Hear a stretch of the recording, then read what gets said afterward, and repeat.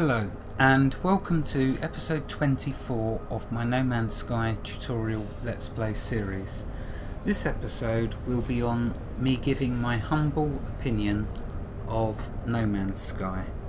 Now, I noticed there is a great deal of hate aimed at No Man's Sky, and I'm not going to judge a single bit of that because everyone is entitled to their own opinions of anything, in fact, not just No Man's Sky.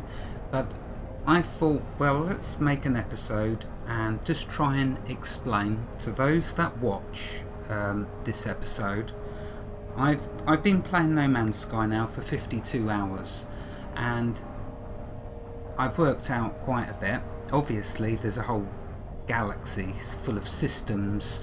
I'm in my second system, by the way, on my third planet. The first planet I landed at was Radiation. The second planet I landed at was Frozen. This planet I'm at the moment is a red hot planet. It's really hot and stuff like that. Anyway, so to try and explain and give an opinion of No Man's Sky, first of all, the one thing I think that lets No Man's Sky down is the price of it. But the good news is, of course, it's a very expensive game. I can only compare it to Diablo 3. When I bought Diablo 3 many years ago, I felt totally and utterly ripped off because it was overhyped and it really I felt cheated, in fact. I do not in the slightest feel that with No Man's Sky. I love playing No Man's Sky and I'll be playing it for a good long time, and if they keep updates coming out for it, then I shall definitely be even playing more and more. The point I want to get across, and Sean Murray, I've heard him say this in a few of his interviews, but it's like people don't hear what he's trying to tell them. They're more concerned about multiplayer and this and that, but they miss the one thing that he's tried to get across, and that is that No Man's Sky is about exploration, exploring. He's given us things that we can do. Yes, there's no quests. This isn't WoW, this isn't EverQuest. This is No Man's Sky. This is a science fiction story. This is, if you like, a book on science fiction. This is not this is not fact. This is fiction. This is Hello Games' interpretation of galaxies and many systems within them galaxies, and this is just their interpretation of what you would find travelling through their idea of a universe with many systems. I don't know how many, but the thing is, you land at a planet and they are all different. Now for me, what grabbed me is as I was flying across the sky, I see these down on the ground. I thought, oh, what are they? So I flew down and had a closer look, and as you can see, it's like really cool the way it's all just, I don't know how you'd explain that, all dribbling down into itself, I don't know. But it looks amazing, and that is the essence of the game. Landing at a planet and being pleasantly surprised by what you see. That, in a nutshell, is No Man's Sky. Everything else it has is a bonus. I will say to you this, the game is very expensive. If you want to play a beautiful game like this, the answer is very simple. You either wait for it to go on a 50% sale on Steam, or you wait for a 75% sale on Steam, and then trust me, you'll be getting the bargain buy of your life. Now, I wouldn't have bought No Man's Sky because it was too expensive. Any game that costs over £20 I do not buy. Any game over £10 I do not buy. If a game is over £10, I wait for it to go on sale, and then I will, if I like the looks of it and all that I've read about it, then I will purchase it. No Man's Sky was given to me as a wonderful birthday present by Rainstorm, and it's one of the nicest birthday presents I can honestly say I have ever been given. I absolutely love playing the game, and just to summarise, it was given as a present. If it hadn't have been, I would have waited for a 50 or a 75% off sale, and then I'd have purchased it, and I would have been over the moon, overjoyed with it, and I'd have definitely got my money's worth. Now, so that's my humble opinion. I'm not saying I'm right or wrong, I'm just saying I've played for 52 hours and I'm having a lot of fun. I realise that all the different planets you go to have a standardisation of certain things. Like, on all the planets you will find what is called drop pods. Okay, this is a drop pod.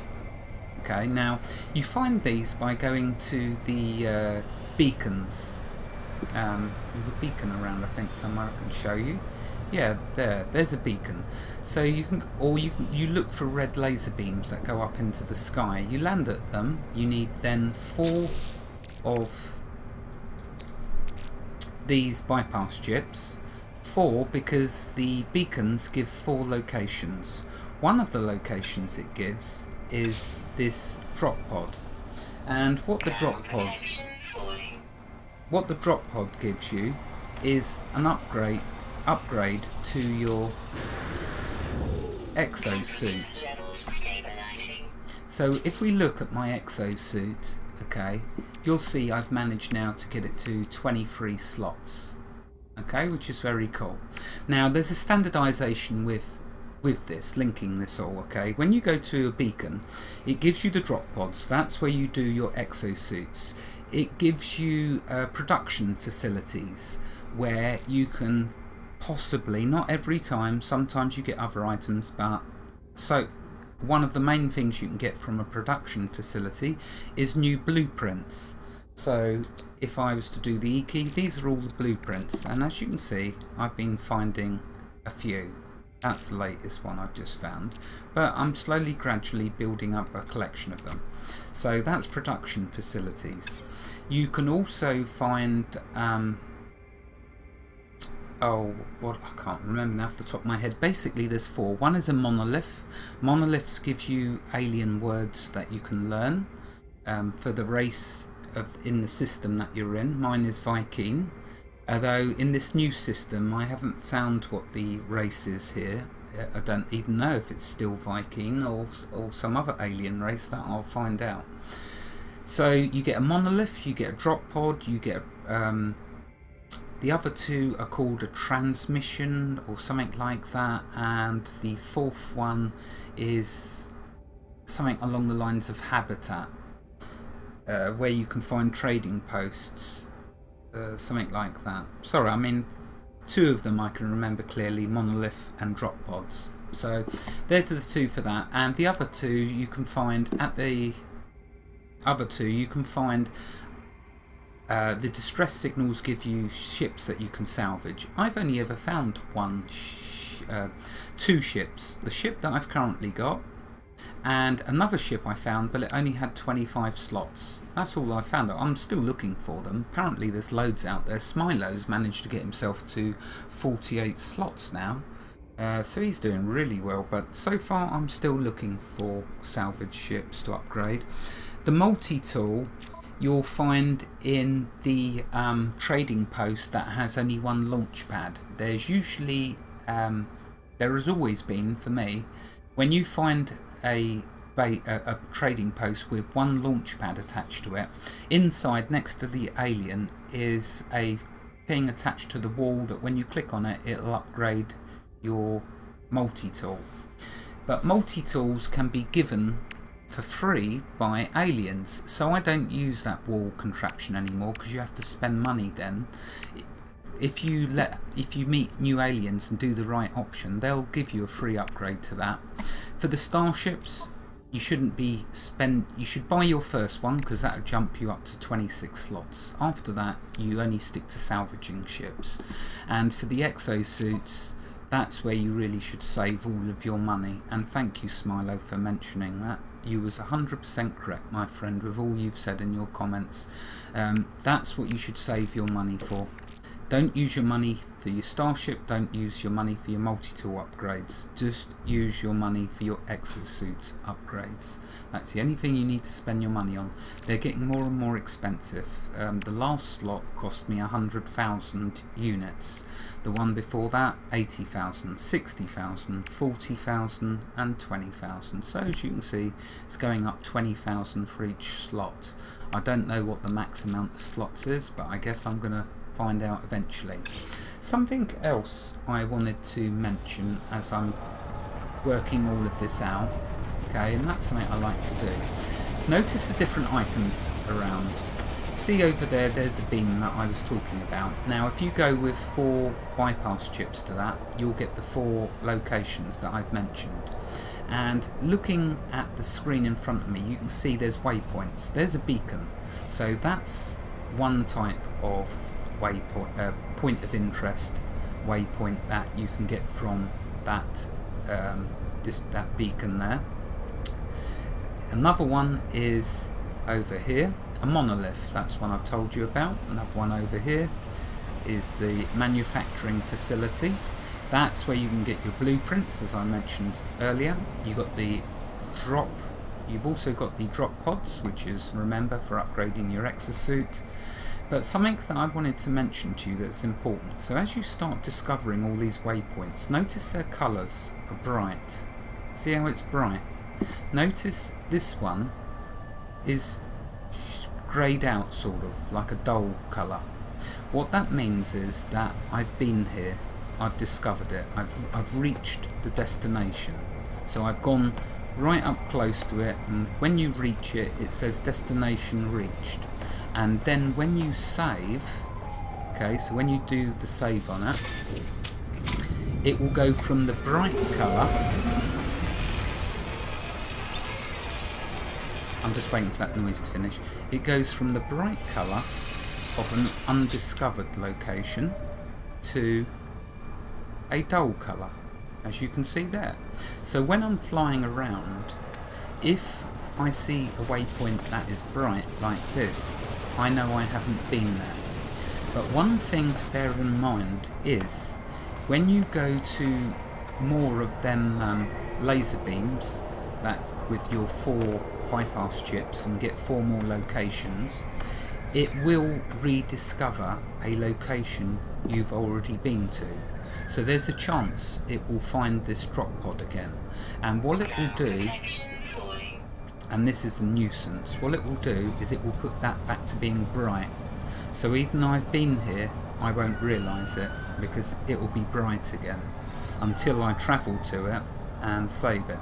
So just that to be aware of, going to the different beams of red light and using your bypass chips to find new locations. So there we have it, yeah, there we have it. I lost my train of thought with that. I was just looking out on the scenery. You see, if you're an explorer, if you're not expecting the world, rather just visiting the universe, then you're going to enjoy playing No Man's Sky very much. If you do not have much money, do not buy No Man's Sky, or at least wait for it to get a hefty sale, 50% or above off. Otherwise you may feel, if you're not an explorer, if you're not a Trekkie, then maybe this isn't for you at all. And Sean Murray, to be fair to him, actually said something along them very lines. If you're not into exploring, then No Man's Sky perhaps is not the game for you. But I love it. It's a beautiful game. It's definitely a game for me. So there you go. I'm playing lots of games. But I do try to make the majority of the games I show free games or very cheap games. Occasionally, like this, I will show a game that's a little more expensive, or in this case very expensive. Trust me when I tell you, I doubt I'll ever review another game this expensive. This was a one-off because it really appealed to me, all that No Man's Sky is.